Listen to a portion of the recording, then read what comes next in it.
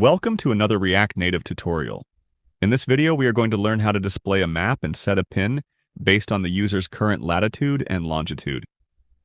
This is useful for applications involving navigation, location tracking, or finding points of interest. To achieve this, we will use the React Native Maps package to display the map and React Native Community Geolocation to get the user's location. We will also make an API call to Google Places to fetch nearby landmarks. You would also need to get a Google Map Platform API key. Before we start coding, we need to install the required packages. Open your terminal and type npm install React Native Maps, as well as at React Native Community/geolocation. Once installed, if you are using Android, you also need to add location permissions, as well as the Google Maps API key in the Android manifest XML file in Android app src main Android manifest XML. After that, rebuild the app using npx react native run Android. Now let's move to the code and implement the map with a location pin. Let's begin by setting up our component. First, we import the necessary dependencies at the top. We need React along with useState and useEffect, since we will manage location data and fetch landmarks. We also import View, Text, Button, and Permissions Android from React Native.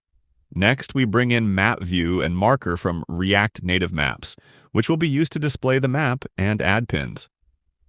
Lastly, we import Geolocation from React Native Community Geolocation to retrieve the user's location. We then make a const variable Google Places API key that stores the Google Maps API key. Now let's define our state variables. Inside our component, we create a state variable called location and initialize it as null. This will hold the user's latitude and longitude. We also create another state variable called landmarks, which will store nearby places fetched from the Google Places API. Next, we need to request location permission.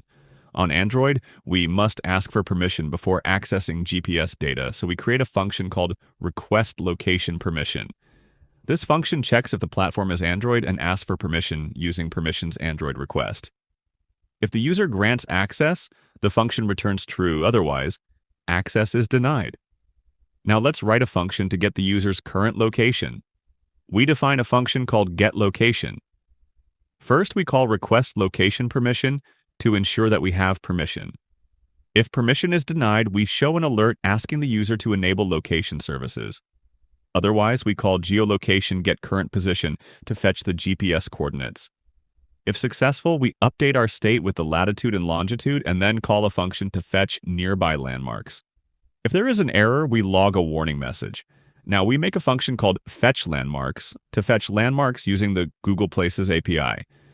This function takes latitude and longitude as input and makes a request to the API to get nearby tourist attractions. If the request is successful, the results are stored in the landmark state variable so we can display them on the map. We then call the getLocation function inside useEffect block to get the current location. Now let's build our UI. In the return statement, we first check if the location has been retrieved. If location data is available, we render a map view component. The map is centered on the user's location and shows their position using the showsUserLocation prop. We also place a marker at the user's current location labeled "You are here."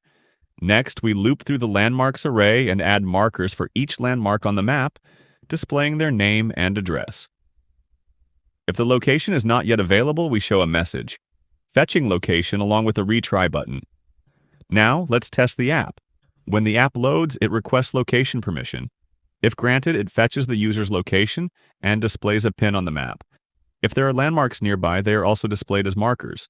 If permission is denied or an error occurs, the user is shown a retry button. And that's a wrap on this tutorial. We have successfully implemented a map with a pin based on the user's latitude and longitude using React Native. If you enjoyed this video and found it useful, consider subscribing and leaving a comment with any questions. Thanks for watching.